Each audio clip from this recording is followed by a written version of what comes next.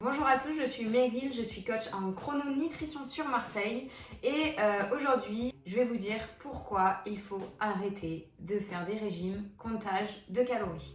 C'est parti.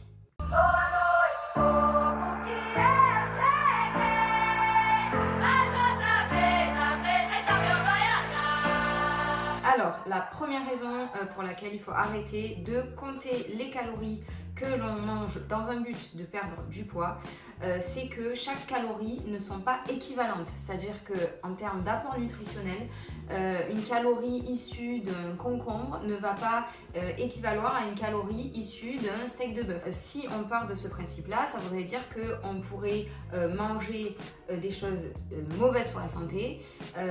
Donc c'est-à-dire on pourrait manger 3 menus best-of à McDo si ces menus-là ne dépassent pas le nombre de calories qu'on est censé manger ou pas pour perdre du poids ou pour se muscler ou pour atteindre en tout cas les objectifs qu'on s'est fixés.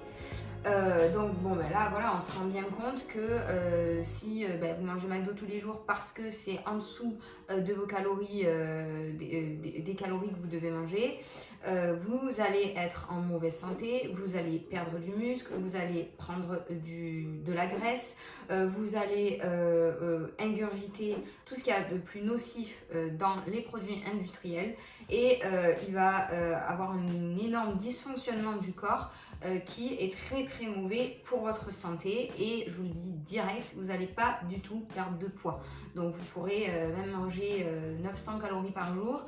Si vous mangez McDo, bon je cite cet exemple de McDo là, mais si vous mangez mal tous les jours, même 900 calories par jour, vous ne mincirez pas. Au mieux, vous maigrirez, donc c'est-à-dire que vous perdrez du muscle et ce sur une courte période, donc ça sert strictement à rien, à part vous esquinter la santé. Donc c'est vrai que souvent je regarde des vidéos concernant la nutrition et il y a énormément de personnes qui parlent de perte de poids sans parler de l'aspect santé et d'aspect bien-être dans son corps et dans sa tête. Sauf que si on veut perdre du poids, déjà si c'est pas sur du long terme et si c'est pour être en mauvaise forme et en mauvaise santé, à quoi bon? Ça ne sert strictement à rien. Et les régimes comptage de calories, je le mets vraiment dans cette catégorie-là de perte de muscle, donc dangereux pour la santé, et c'est une solution vraiment court-termiste.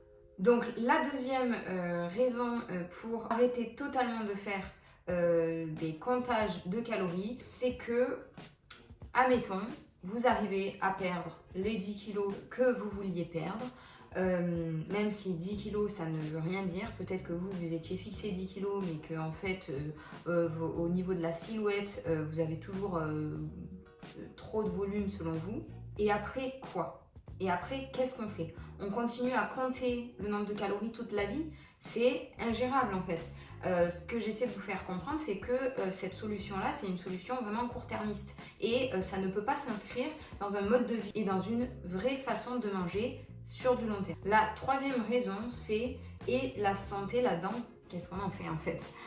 Tout simplement parce que ce truc-là de dire, bon ben, si je suis en déficit calories avant la fin de la journée, donc c'est-à-dire que si je mange moins de calories que ce que j'en dépense, je vais maigrir. Mais à quel moment là-dedans on vous apprend à bien manger? À quel moment là-dedans on vous apprend que tel aliment, il faut le manger à tel moment, en telle quantité? Et à quel moment surtout on prend soin de notre corps, on prend soin de notre santé et on donne à notre corps les aliments dont il a besoin au moment de la journée où il a besoin. On ne prend pas du tout l'aspect santé là-dedans, c'est vraiment ça qui me dérange dans ce comptage de calories là. Et en plus, en règle générale, c'est prôné par des sportifs soit de haut niveau, soit des gens qui font du sport vraiment tous les jours, pour qui le déficit calorique va être un peu plus facile à atteindre que pour des personnes comme vous et moi qui peut-être travaillent derrière un bureau, qui prenons la voiture ou les transports en commun et qui n'ont pas le temps ni l'opportunité ni l'envie aussi de faire du sport tous les jours. Donc c'est vrai qu'il y a des journées où on est sédentaire. Alors je dis pas que c'est bien, je dis pas que c'est ce qu'il faut faire, mais les journées où on n'a pas l'occasion de marcher, de courir, de faire du sport, comment on fait? C'est-à-dire qu'on ne s'alimente pas du coup, puisqu'on ne va pas dépenser ou dépenser que très peu de calories. Comment on fait?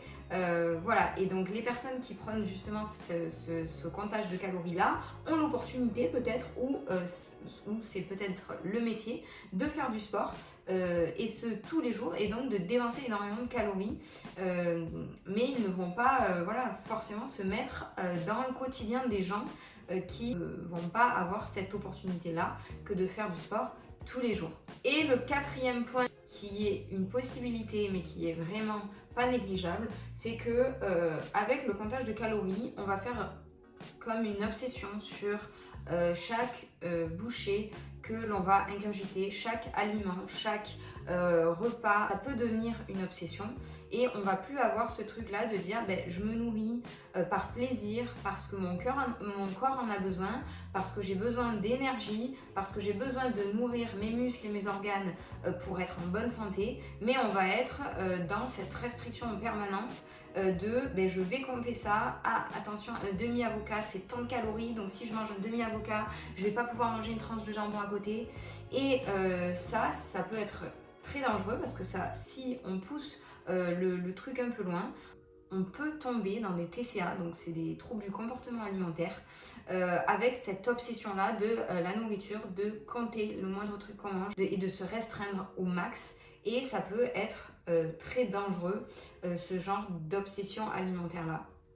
Donc ça, c'est vraiment à surveiller. Donc c'est vrai qu'il faut garder en tête qu'il faut manger correctement pour être bien dans son corps et en bonne santé, mais il ne faut surtout pas que ça devienne une spirale obsessionnelle où on va maintenir un rapport malsain avec la nourriture, où même les repas en famille ou les repas qu'on va partager et qui à la base sont des plaisirs, etc., vont se transformer en véritable galère ou véritable souffrance, parce que vous allez devoir vous concentrer sur la moindre calorie que vous allez ingurgiter. Et encore une fois, je le répète, ça peut devenir des véritables TCA qui peuvent être très dangereuses, autant d'un point de vue physique, donc vous allez abîmer votre corps, que d'un point de vue santé mentale.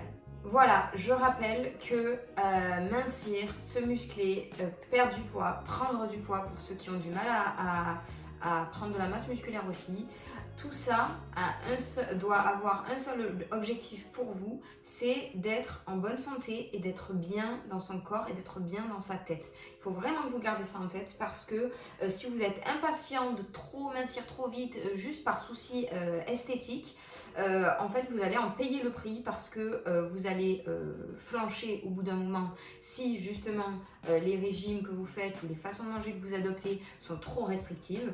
Vous allez rentrer dans une boucle infernale où vous allez vous démotiver rapidement. Vous allez créer une relation malsaine avec la nourriture qui peut être très dangereuse pour vous, pour votre santé. Donc gardez bien ça en tête. Si vous voulez mincir, si vous voulez vous muscler, c'est avant tout pour être bien dans votre corps et maintenir votre corps en bonne santé. Et d'ailleurs, j'en parle dans ma vidéo critique de Thibaut InShape. N'hésitez pas à aller voir cette vidéo sur ma chaîne. N'oubliez pas de vous abonner pour soutenir la chaîne. Et je vous dis à bientôt pour de prochaines vidéos. Ciao!